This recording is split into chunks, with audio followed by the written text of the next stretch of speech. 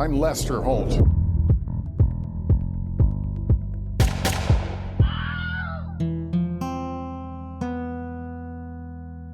Howdy, Holdheads. Kurt Money here, alongside my co-host, Kateline. And we are here to discuss a brand new Dateline.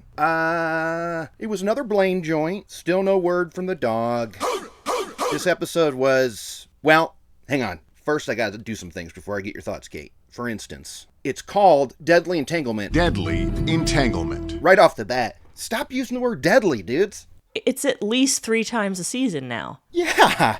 Now, one of them we did with Deadly was from the vault, but I'm still like, they use Deadly all the time. As if we don't know that someone's going to be dead. Yeah, that's a great point. And like the entanglement speaks to potential threesome, I guess. Anyway, but you know what? I'm not here to correct it because I've got I don't have the love for this episode to come up with an alt title. Let's put it that way. It's like, you wanted to use Deadly Entanglement? That's fine. But here's the IMDb. A middle school art teacher is shot to death during an apparent break-in at the home that she shared with her husband. New evidence and testimonies poke holes in the story of a harmonious three-way affair between the couple and a mutual friend.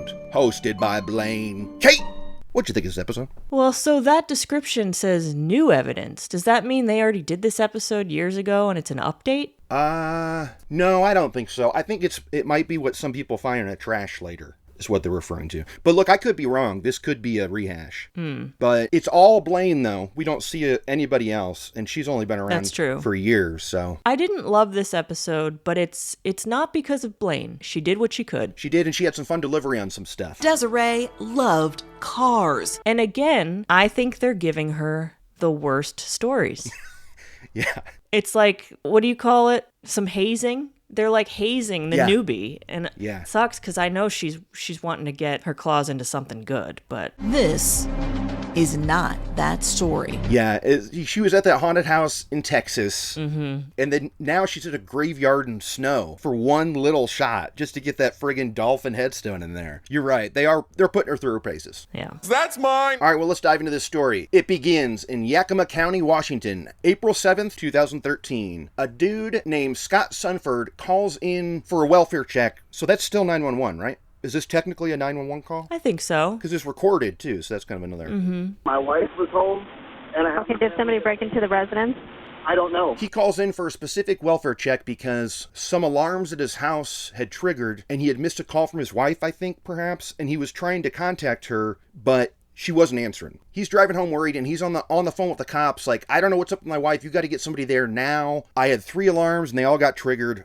We need some help. What are you thinking in this moment? I'm thinking, is this maybe a case where the husband didn't do it? Already you're thinking that. Yeah, it just seems, genuine. Okay, yeah. It's funny, Scott, as you'll come to find out, Holtheads, he doesn't do any favors for himself when it comes to, taking suspicion away. No. The cops show up for the welfare check, and they see a guy pointing a headlight at the front door, pointing a gun at it. Yes. And they think that this is already, that some cops have beat them to it. But who is this guy? Well, it's looking real tough. It's Scott. And so this was the very...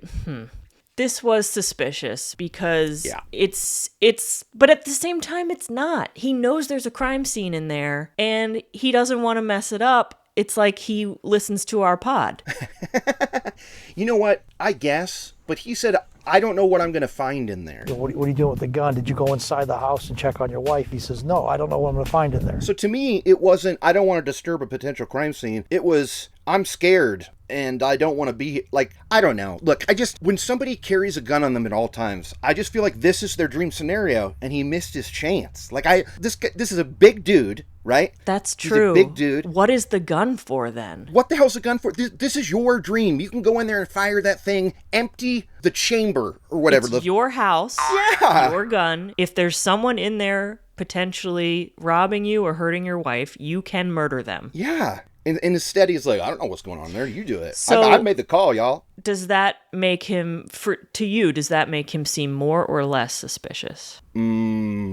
It just makes him seem like a pussy. Yeah, I mean, that was my confirmation of that, especially later when he tries to defend it. You're right, though. I'm not sure it makes me lean one way or another, but I'm feeling an innocent thing because he called in the thing and he's out there waiting. I don't know. I mean, I know it's bad to run in there because then you'd want to, do CPR and stuff, and then all of a sudden you got blood all over you. Yeah. So I don't know. But anyway, yeah, I'm thinking he's a little bit of a puss. He's well trained.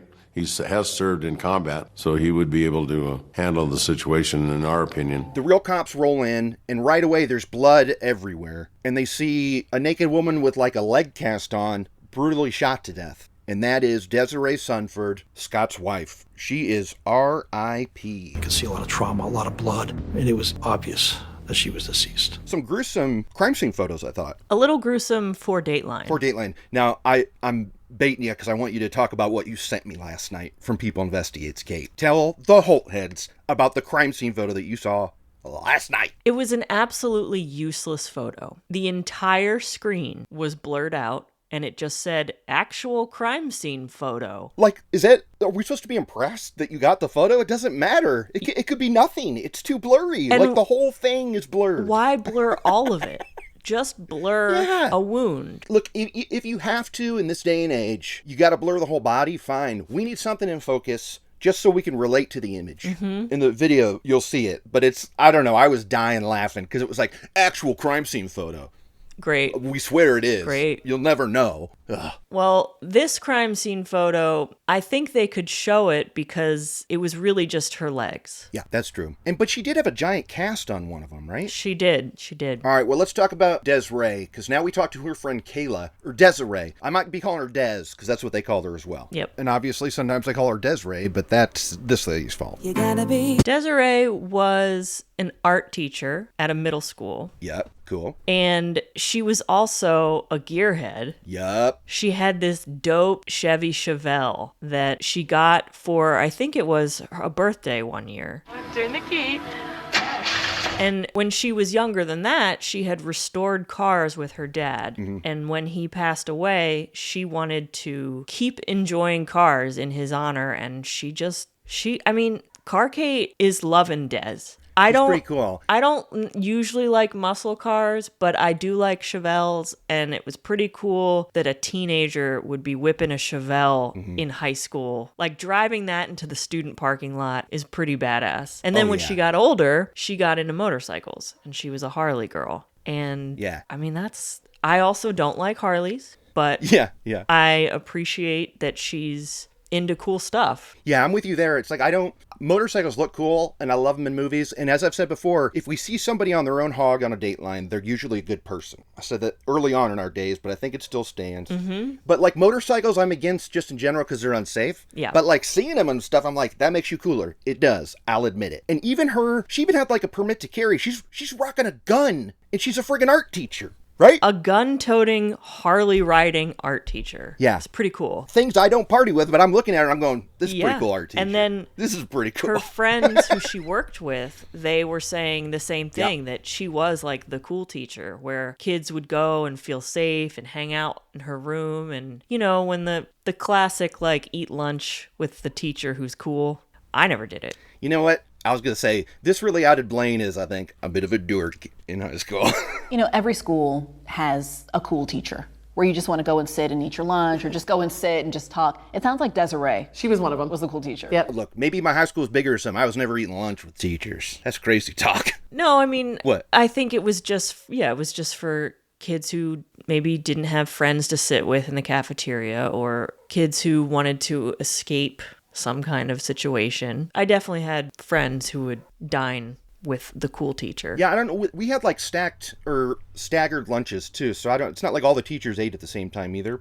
Yeah. But I guess I'll give her a pass. But that's how her friend at school was relating her. Like, the kids liked her and she's cool. And I get that. And I don't think I've ever disliked an art teacher. I fucking loved art in school. Yeah, that's a good point. I never disliked any of my art teachers. They are all cool. Even my buddy's mom was our art teacher, Mrs. Cupford. She was cool as hell too. We got busted drinking and smoking all the time, so she wasn't happy with us. But I still thought she was cool. Good, honey. Okay, so she meets Scott Sunford in high school, and I think even her friend says from the beginning, Desiree's two things were friggin' Scott and that Chevelle. Shit.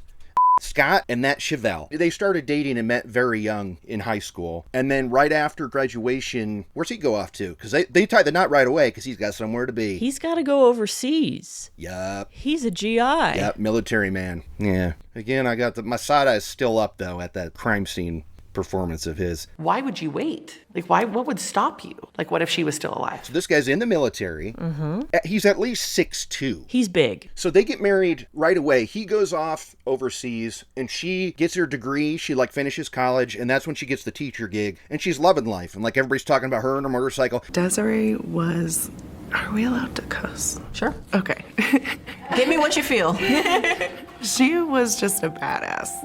We see some fun shots of her on her hog with like a motorcycle jacket on and stuff. Mm-hmm. Like I was definitely pro Desiree. Like I was liking her vibe. Yeah, she's cool. Oh, and they got a home together in the country, got a dog named Ada. The couple adopted a dog and named her Ada. Clearly told it to us because that was the old crime scene. But where was Ada night of? We don't hear the outcome of Ada. They never said. And Ada came out barking. Des came out right behind her, and he shot her. You think if he had showed up to the house and had the door open and was holding the gun, that Ada would have come out and been standing there with him. He didn't open the door. He didn't do any of that. He literally didn't go up to it, I don't think. Because when the cop went in, that's when he saw the body right there in the living room. Right? Yeah. But it is curious where... But you know what I was thinking about this? The way the missus feels about engines that backfire, if somebody shot a gun, I don't know if she'd be there. I don't think she'd be in protection mode. I think she'd be in flight mode. You think she'd be under a bed or something? Or gone out of there. I don't know. I mean, look, I love you, Stink. I don't want you to take a bullet for me. I'll be taking that bullet for you. But maybe Ada was used to it because of the sound of the motorcycles. Great point. Okay, well, it is a mystery. I don't know what happened to Ada. I hope she lived a long and full life and did not feel any regret for not being able to protect her owner. But what's wild is, so Scott goes down to talk to the cops and they're interrogating him, and we get the scoop on why there was a board, like their back door was boarded up and that was torn off. That's what it was. Scott had gone to the back of the house and saw that the temporary board that was over the windows was torn off. That's when he went back to the car and was like, help me, Flick, help me. 5 days earlier, they had a burglary where they, like, a laptop, iPad stolen, the windows busted out of the back door. I mean, and I'll give Scott credit for this. That was 5 days previously, right? In that time, he had multiple security cams up and running, attached to apps on his phone in that house. Mm-hmm. Right? And to calm Desiree's fears, they installed an alarm system. But yeah, they got freaking robbed 5 days earlier. So that's like, I wonder if those are connected. Now, we're looking at Scott in the interrogation. We got a nice little bird's eye view cam of him. What was going on in the back of Scott's head? Did he have a little ponytail, or was that like leftover from him combing it over and slicking it? Did this jump out at you? No, I didn't notice. There's a little thing back there, and I just wanted to know. A little rat tail? Speaking of hair on the head, I had to call in the authorities, Kate. Mustache police are making an appearance tonight, okay? Because I got 2 problems that we'll point out when they come. Kurt. What's up? Did you ever party with a rat tail? Of course. I mean, as a child, because my mom was cutting my hair and stuff. Rat tail or like just the mullet, the racing stripes. I had all the good stuff. Wow. You kidding? Yeah. That's so Midwest. What? I think it's so cool and so Kurt Money. But you were just a rat tail in general? Yeah, I didn't know anybody with hair like that, I'll just say. Well, okay, but again, I was very young, and it was in the 80s, early 90s, when that was the style, dog. What's up? Not for you, huh? No. So the deputies at the scene of the crime, though, they're suspicious of Scott because he looks like a little puss. Like, you got a gun. Why don't you go in there? Mm-hmm. And this is funny because when the detectives were grilling him, he goes, "It's not that I was afraid to go in. I mean, I'd take on 100 people for my wife." It's not that I was afraid of anybody being in there. Yeah, I'll take on 100 people for her. That's fine. No, you wouldn't, dude. No, you wouldn't. You wouldn't. You didn't. You didn't want to take on a mystery number. You said, "I'm out." Like, so forget 100 people. Like, anyway, he's trying to cover up because he's like, "I'm Mr. Military," and they talk about how, because the cops are all like, he was a little too chill. We see this all the time. He's not emotional about it. And they ask him about it, and he's like, well, the military says I'm what they call mentally resilient. Uh-huh. Yeah. Okay, slow clap. Well, according to the military, I'm what they call mentally resilient. They said I deal with things quite well. But then, the thing about how people grieve in different ways. Yeah. Oh, yeah. I honestly think I would be doing the same thing as Scott. I'm pretty stoic. Yeah. That's all that government training. Well, there's a point later at the funeral where he's smiling and stuff, and people are questioning that. And I'm like, laughter is a part of an escape for bad times like this. Like, I've been given a hard time about that. People make jokes at funerals. Yeah. Sometimes the eulogy itself has some light moments that makes the crowd laugh. It's part of grief. It's I went to a funeral once and I met some friends in the parking lot and I made some kind of joke. And my one friend was like, Kate, stop. That's so inappropriate. And I was like, damn, okay. So we go in and we go down the receiving line and I get to my friend the funeral was for her mother. I get to my friend and the first thing she does is crack a joke. And I'm like, thank you. Tell that to Sourpuss over here. And he's on his phone, smoking a cigarette outside with a smile on his face. So this is my first mustache police. Beep, beep, sound the alarm. The detective on this case, who's now retired, so I have a feeling it's because he's a little rusty. I call him Lopside Larry. Did you see how crooked his mustache was? The guy with the stash, the old guy. I don't think I noticed, but now I'm looking at yours, and I don't know if it's the lighting, but it looks a little crooked. Uh-oh. I mean, yeah, I'm really asking for it here, aren't I? But I really tried to clean this up for that purpose. I don't know, look, I'll freeze at a level angle. Future Kirk, come in here. What's the verdict? It's perfect.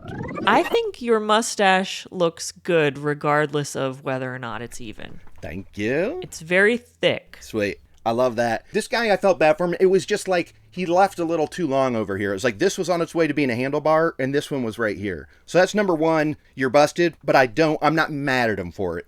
My second one, down the road, unforgivable. But we'll get to it. Another thing that the cops are really suspicious about is he wasn't at home the night before. He tells the cops that he was at his friend's house, and they're like, okay. They're like, who's your friend? He's like, Paige. And they're like, oh, it's a woman. Okay. Is she just a friend or is there something else there? And he's like, oh, she's a friend of both of ours. Longtime friend. Did your wife know that you were there? No, she didn't. The red flags are just piling up on this guy at this point. It is. He says no, but he implies that like that it wouldn't be unusual because they're all friends. And it's like, no. Yeah, this is Suspicious Town for sure. This is where I'm like, okay, tell us more about this Paige person. Because then he does say, when they keep pressing him, it's like, okay, we were intimate. We used to be intimate. We met a few years ago, but then she met my wife and then they were intimate. And then it was, does he introduce the throuple to this at this point? Or is that more Paige's thing? I think that's Paige's thing. Yeah, but according to Scott, Paige has slept with his wife and him, and everybody's cool with everything. Right. And immediately I'm thinking, well, that can't be true, and Des isn't alive to verify it, so you can say whatever to make yourself look better. Yeah. But then later, we do learn that it was true through text messages. Well, half of it was true, in that Desiree and Paige had slept together more than once. That was true. But the other question mark, I feel. I would just assume that the other stuff is true. Because if they were all sleeping in the same bed, things would happen. But when they asked Scott about the relationship, he's like, I don't want to go there because it's kind of rude. Which I think is funny. It's like, well, you're suspected of murder. Yeah, so maybe go there. Did you have a sexual relationship with Paige? You know, I shouldn't go there because it's kind of rude. But, Des didn't want me to say anything to anybody. Yeah, open the gates a little. But he's like, my wife did have a relationship with her. Like, she didn't want me to tell anybody.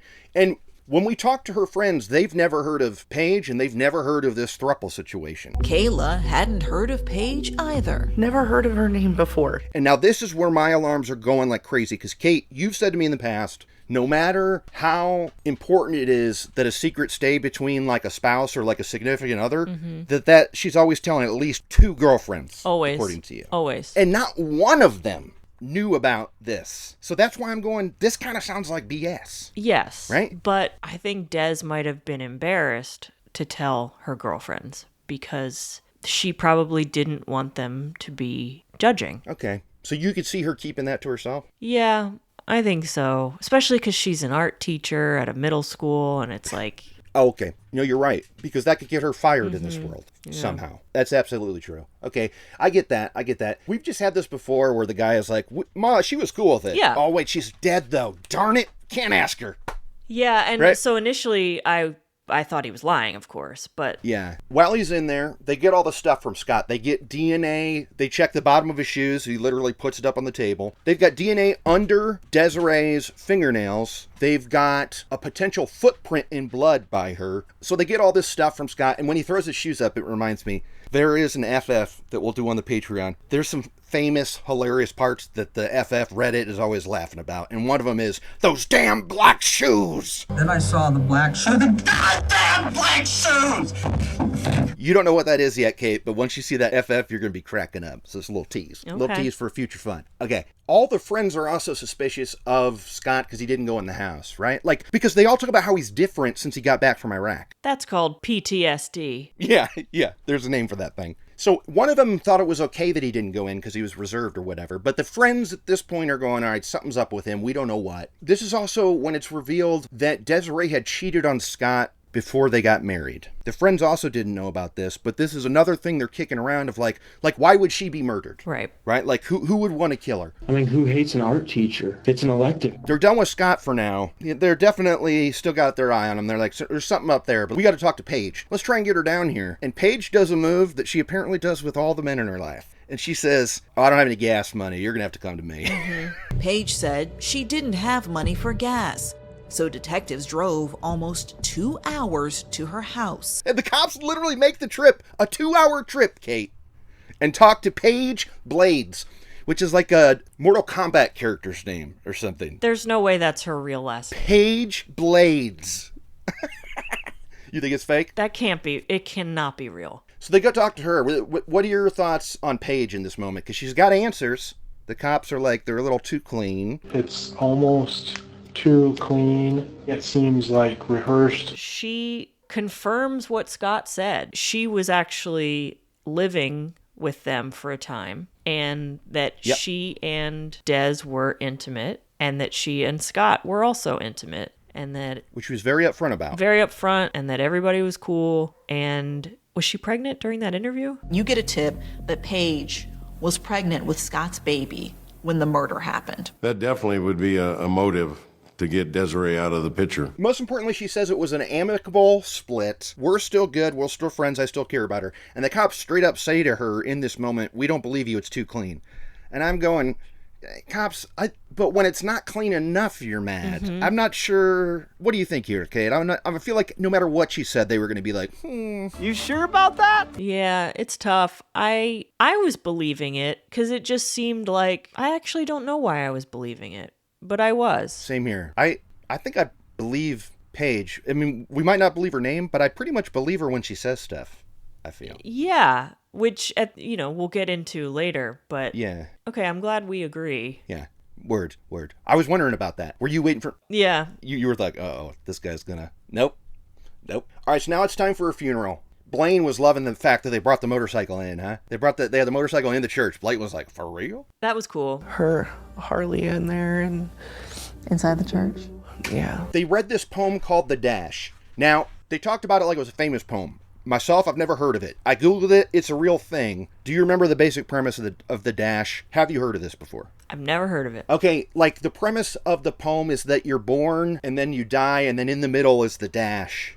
And that's what you want to focus on, which is a good thing here because she was murdered. But I don't think they made it clear enough in the Dateline. The poem is literally about the dash that's on a gravestone that says like 1982-2013. Did you feel that she lived that dash to the fullest? Oh, yeah. I think that's good stuff. Like, let's talk about the things that happened in the literal...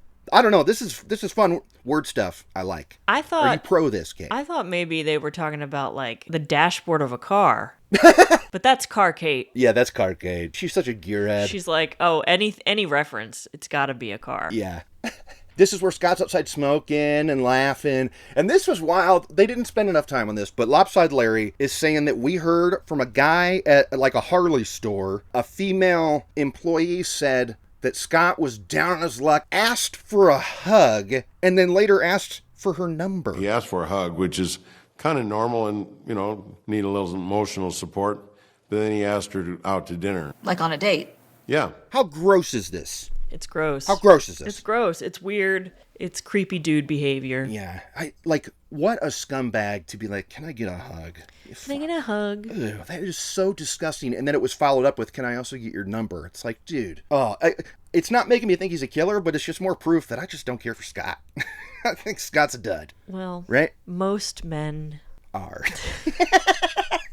Hey, Kate, what's your quote that's going to be on a shirt one day? Men equal trash? Yep, and it's going to be emoji of a man, equal sign, and then a little trash bin. It's going to be great. I'm going to rock it too. Okay, so the results are in on the DNA. We haven't got digital stuff yet, but DNA is not Scott's. It's not Scott's footprint, and his phone was not there. So this is where the cops are like, they still don't buy it 100%, but they've got to admit it might not have been Scott. Mm-hmm. And this is when Blaine says the thing about the stack of shiny pennies. Did you like this business? I don't remember that. It's like you've got a lot of shiny pennies, but they're not adding up to much at this point. Like there are all these elements that could be good clues, but then you find out, no, those aren't quarters or silver dollars. They're pennies. Okay. Anyway, Blaine, I liked it. Okay. But so, yeah, I mean, it sounded like it's not Scott, and his phone wasn't in the area. Or they also looked at like security cams and stuff. Nothing on there that was suspicious, like at gas stations around. So now pretty much all the focus goes to Paige. And Paige is like, well, you know what? My ex-boyfriend hated Des and hated Scott. And they're like, okay, who's this? She says, Dylan Williams. They were like, all right, well, let's talk to this Dylan guy. Mm-hmm.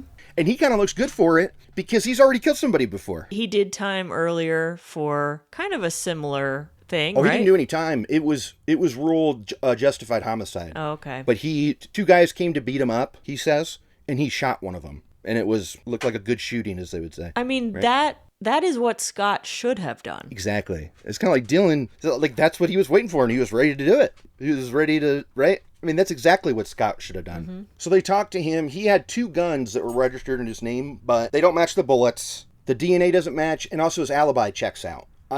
Wait, okay. God, I don't know what to do about this pregnancy thing, because now it says that Dylan asked for a paternity test. So this was weird. When Paige and Dylan were dating, she got pregnant, but they, I think, had already broken up by the time the kid was born, and Dylan found out about Scott and Des and wanted her to get a paternity test because he wasn't convinced. When Paige gave birth toward the end of the year, Dylan asked for a paternity test.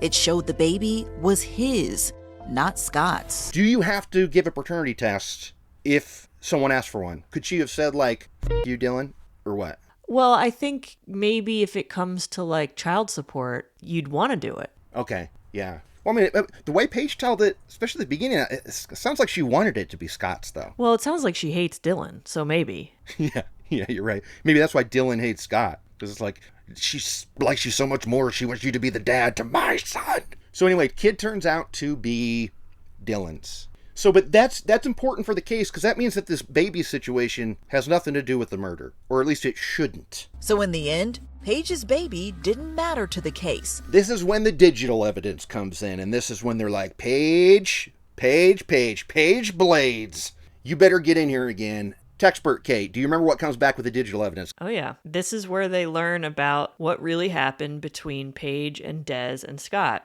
And we see back and forth with Paige and Des talking about her moving in, living with them. Then we see evidence that the two of them had been intimate. Yeah. And then but it kind of turns. And eventually, in these texts, we glean that Des isn't happy with Paige living there still. And eventually they throw her out. Yeah, and it kind of sounds like it was only for a few weeks. They show the messages, but like we know this for sure. Desiree did not know that Scott and Paige had ever done anything. She was not aware of the boot knocking because she says, to be honest, I do not like the idea of you guys ever being together.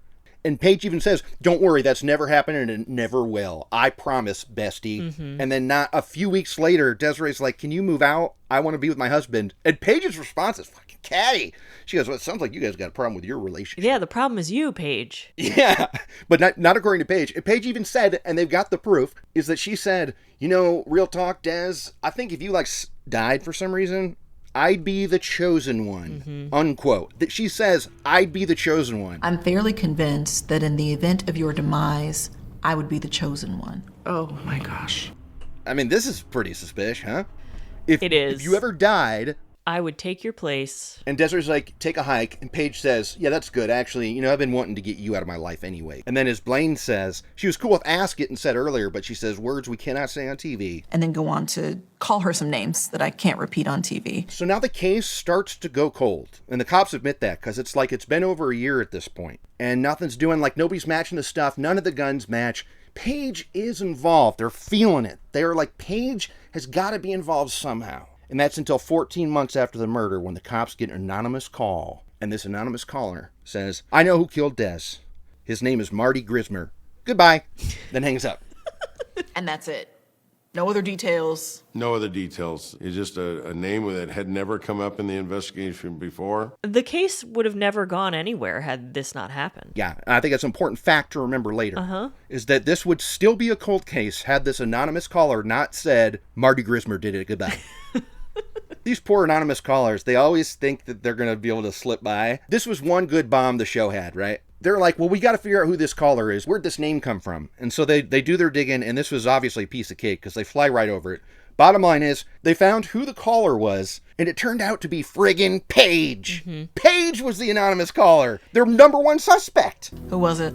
It was Paige Blade.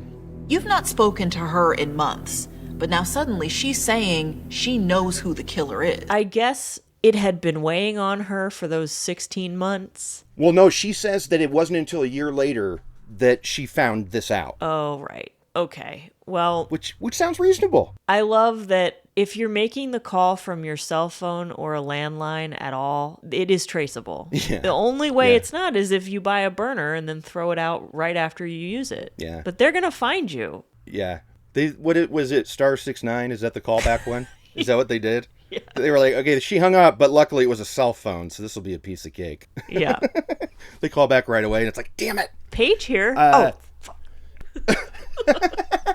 I really appreciate you coming forward with this information. They bring Paige down. They're like, all right, well, what is this scoop about? And she says that a little over a year, she was talking to Marty, and Marty was like, Marty friggin' loved her, and she was like, he's my plaything, basically. Because he was like, she said savior, but it's sugar daddy. He pays my insurance bills. He pays for my groceries sometimes. He bought me a new car with cash. Like, all this crazy shit. Yeah. Where it's like, this Marty, he's just obsessed with me, okay? And he told me that he had gone in there, made it look like a burglary, but he knew where the key was. I assume because he had found out from Paige, right? Right. Because he had never been in there, but he knew from Paige, since she lived there, how, I guess, I don't know. At this point, it's like, was Paige telling him the layout of the house in great detail because she wanted him to go in there and murder for her? Well, yeah, because according to Paige, Marty does this all on his own because he's crazy about her, but so crazy about her that the cops have a hard time wrapping their heads around this, and I did too. Let me just make sure I understand. He believed that, well, you were pregnant. At that time, you thought it was Scott's baby. He believed it was Scott's baby. But according to Paige, Marty killed Desiree because he thought that the baby that Paige was pregnant with was Scott's. And so he was going to kill her to like clear the runway. Right. And be like, get in there, Paige. And then it turns out it wasn't that baby. And then it turns out that when Paige is finding this out from Marty, at this point, she's not talking to Scott either. Scott's got a new girlfriend. Yeah, they're completely out of the picture. Like, Scott has moved on. Yeah. And Paige, I'm wondering at this point what Paige is thinking, hearing this from Marty. It's got to be, if she didn't tell him to do this, she's probably like, dude, what the f***? Yeah, and I think that what made her decide to call the cops immediately after he told her this is that when she goes, but Marty, Scott and I don't talk anymore. He's with somebody else. And he goes, oh, you want me to kill her like I did the last one? Insane. This is when the suspicion is heavy duty. Like, even if Marty pulled the trigger, Paige, you've got to be involved. Because why else would this guy do this? He asked me, do you want me to take care of her like I did the last one? Before they bring Marty in, they convince Paige to do something that I hate, even if it works out. They convince her to wear a wire and do a sting op at a Starbucks. Yeah. Tell us about this. You know how I feel about this. It's never good, even when it is good. Well, this wasn't good. He was not giving her anything, and she was fishing hard to get him to say that he did it. She really was. Yeah. And he was like, I don't know what you're talking about. Yeah, he clearly knew what was up. He knew because then he said, like, we could hang out later when I'd have to strip search you. And I think at first she was like, haha, you mean like sexy? Yeah. Like, we're not. And he's like, no, because of a wire. Yeah.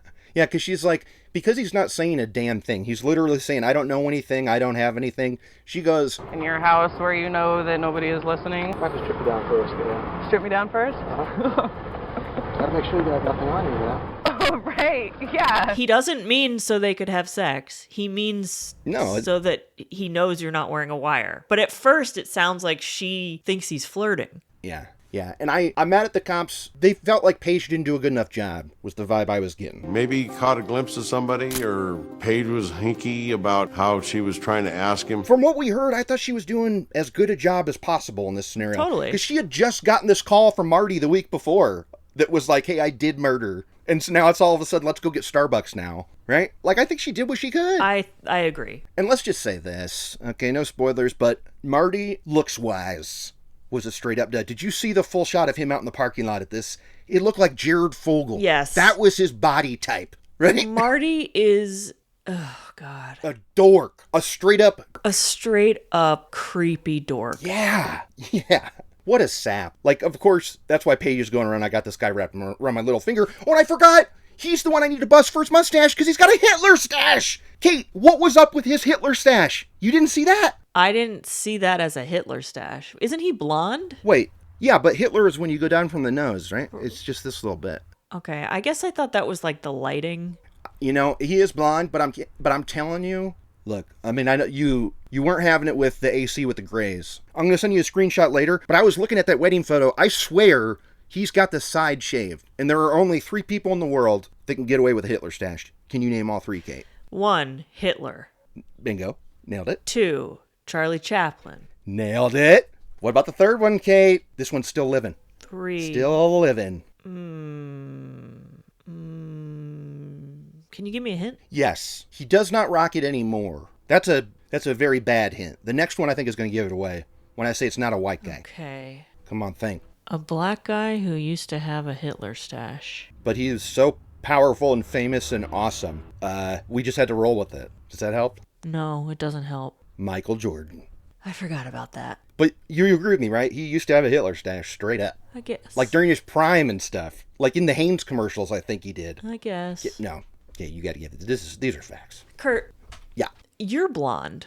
Sure. But you don't party with blondes. I party with blondes. I can't be that selective, Kate. It's not like I'm not turning blondes down left and right. Hey, Mrs. Rumsfeld. No tan lines this morning. Looks nice.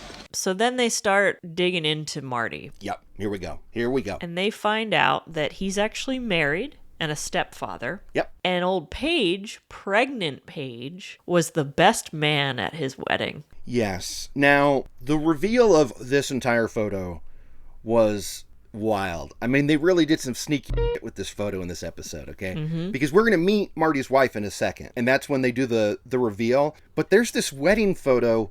Like, every picture we see of Paige, she's in a black shirt with a black tie. I thought she was a hostess. Totally. Didn't you think they worked at a restaurant? Like a catering thing. And the first time we see it, it's Paige and Marty only. Yep. And we can't even see that she's pregnant. No. Then they go wider and we see like, oh, she's actually pregnant in that photo. She's super pregnant. Yeah. Then they go even wider and it's like, no, this is a wedding photo and Marty is marrying someone else and Paige is there and it's so weird. And we find out just how weird when we meet Marty's wife. Yes. Poor Beth. And Beth is sitting with Blaine like they're talking. And the scoop she gives is like, you're almost in Valerie territory, girl. For what the signs you did not listen to. Mm-hmm. Because they date for 4 months.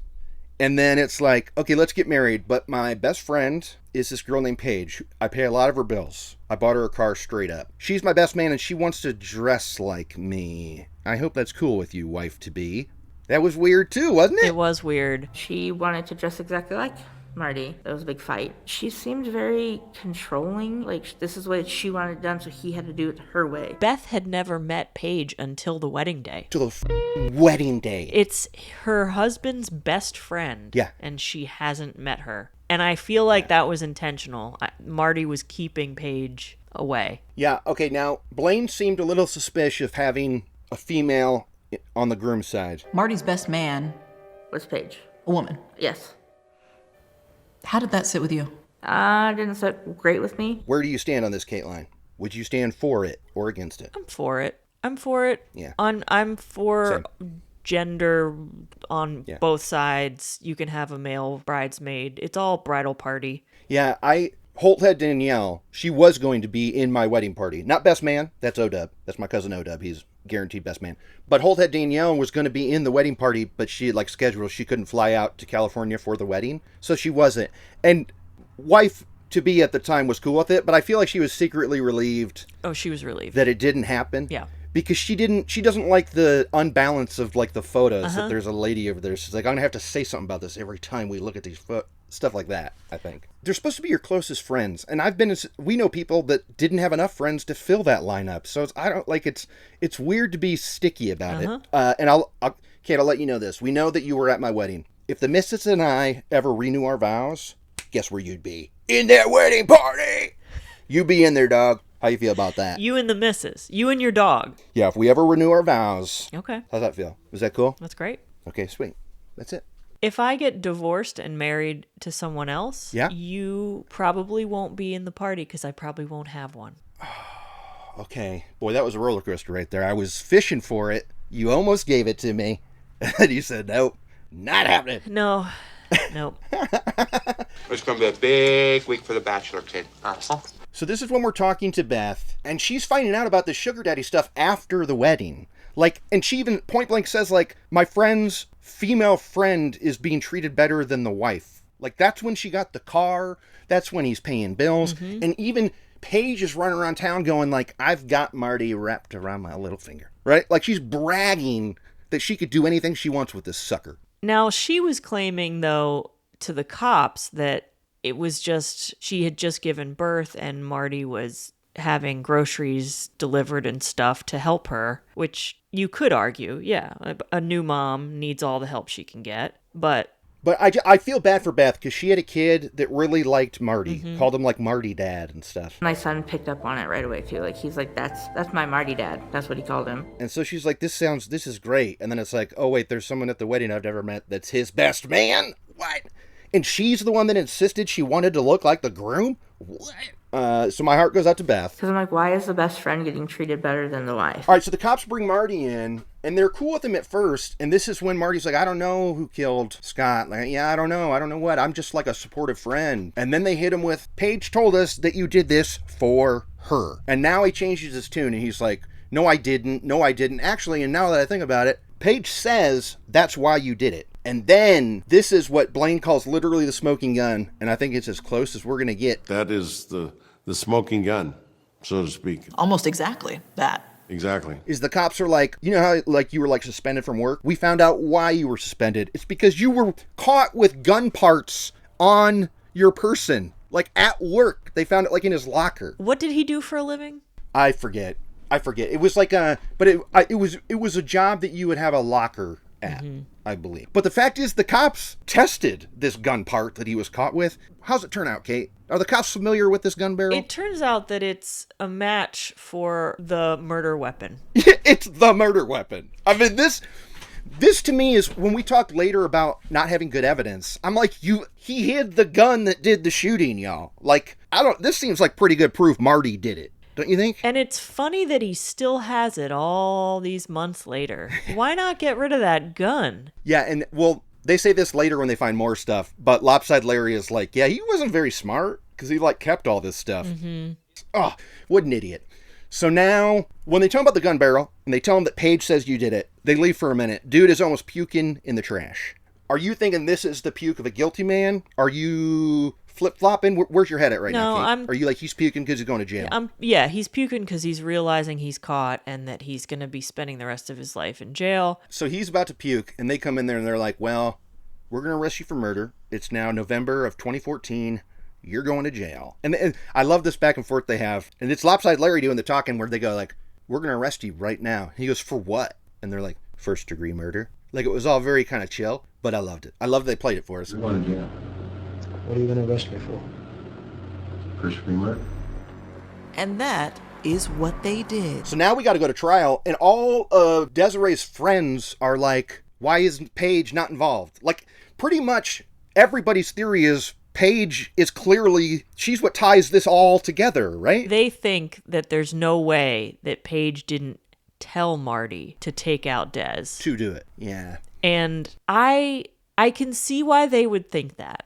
But the fact that Paige got pregnant and had a baby with someone else and like hadn't even been talking to Scott. It didn't seem likely. Now, if Paige had eventually moved in again with Scott and like became his wife, yeah, that would make more sense. But they were not talking anymore. You know, it's kind of like, you remember the sleepover that you caught on TV recently? Mm-hmm. Yes. Where the lady returned the mower and then the wife dies and then 8 years later they get married. Right. So if that's what Paige had done here, I would get it. But it's like they had both been with different people. Like it wasn't. Yeah. I agree. It sounds like she should be involved. I think she was very much, I mean, it also make me think of Lady Macbeth a little. Right. Pulling the strings there. Mm-hmm. Another plug for the Patreon. I think she enjoyed the power she had over men and she wielded it in ways that unfortunately led to one of her subjects trying to like save her life somehow. Like I don't think she's to blame legally. No. Okay. Well, they talked to her. Absolutely. I mean, it's played for a bomb drop. I didn't really feel it was a bomb drop, but Blaine literally talks to Paige. Mm-hmm. What'd you think of her with Blaine? So Paige, she talks about how she's a very different person now. This was a long time ago and she's grown up and matured and she has a family of her own. She's and clean. She knows that people think she had something to do with it, but she insists that she didn't. And for all the reasons we just said, I mean, she isn't with Scott. They don't even talk. Yeah. It wasn't like that. It wasn't his baby. And it's not her fault that Marty's crazy. Yeah. And while I think a lot of Dez's friends don't like Paige, I feel like that doesn't make her guilty. No. I mean, I wouldn't like Paige either if I was friends with Dez. I am thinking this psycho biatch squiggled her way into their life and created chaos. But yeah, I don't think she's guilty. And I kind of agree with her when she tells Blaine, like, you know, I've been dealing with all this for years and I'm the one who called in Marty.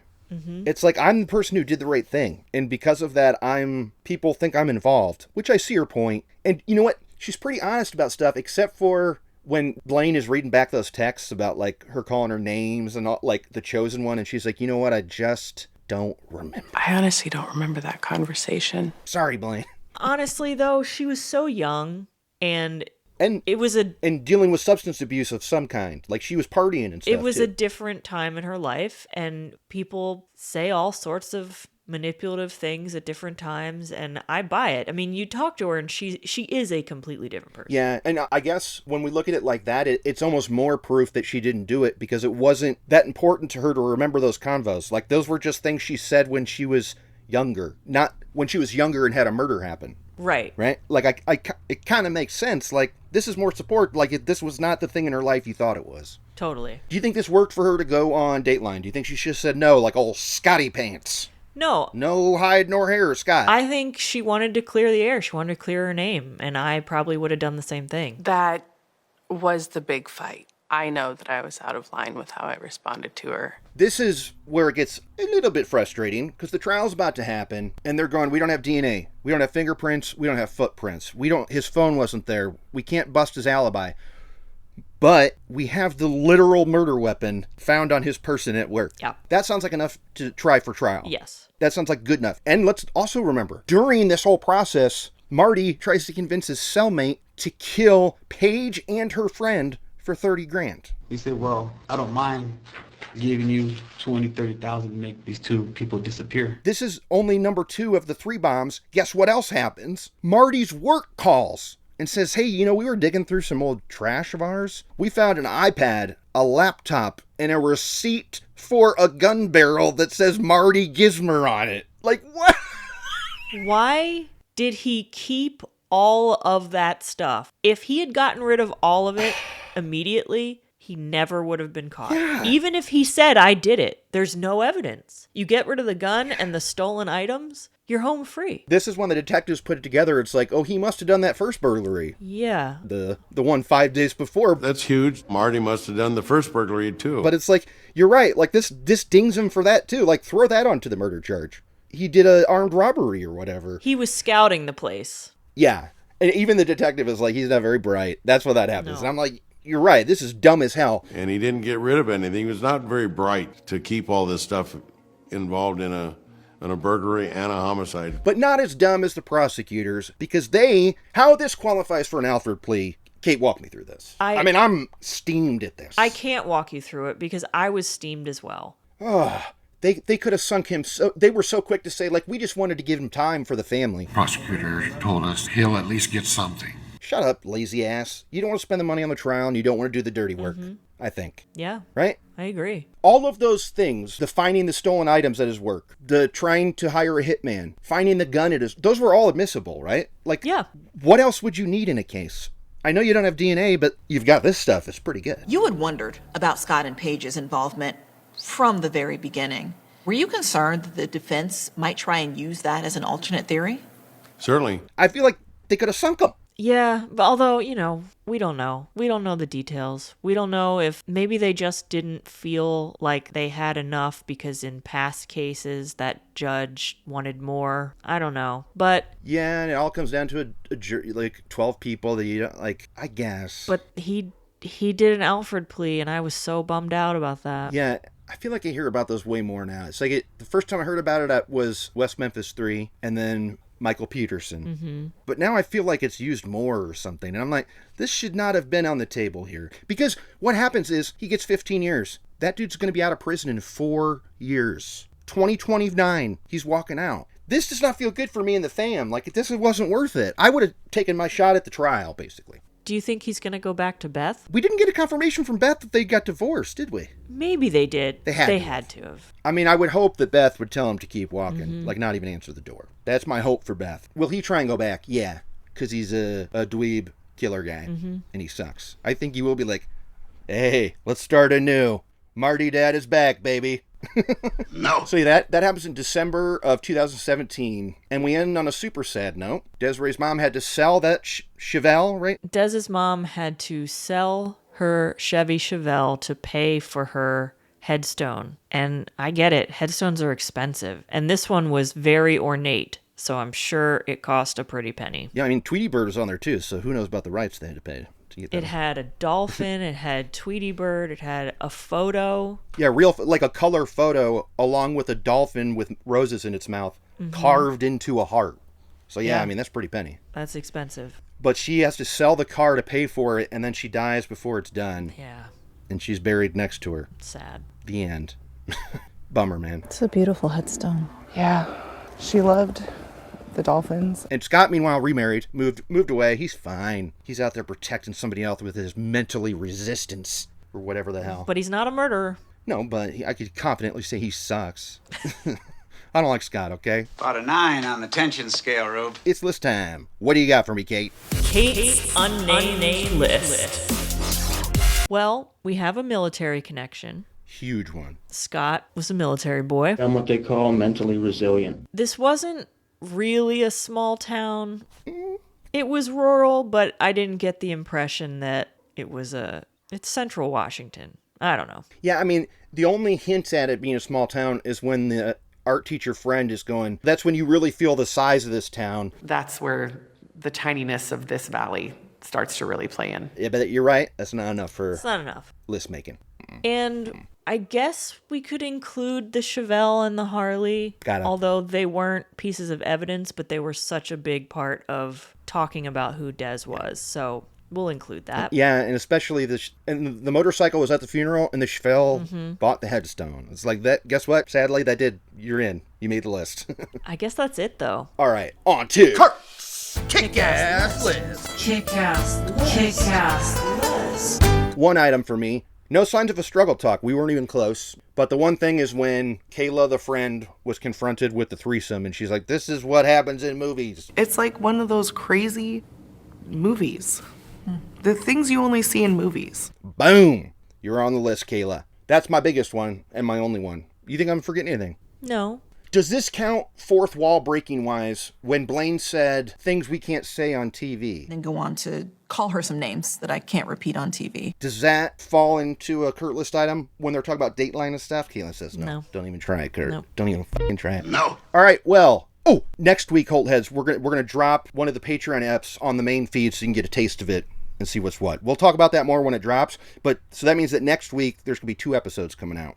Cool, Kate? How do you feel about that? You're stoked. Stoked. Now the noise started, so that's my sign to say, and on that note, Oh, I'm Kurt Money. My God. And on that note, I'm Kurt Money. I'm Kateline. I'm Lester Holt. For all of us, I'm Lester Holt. Good night.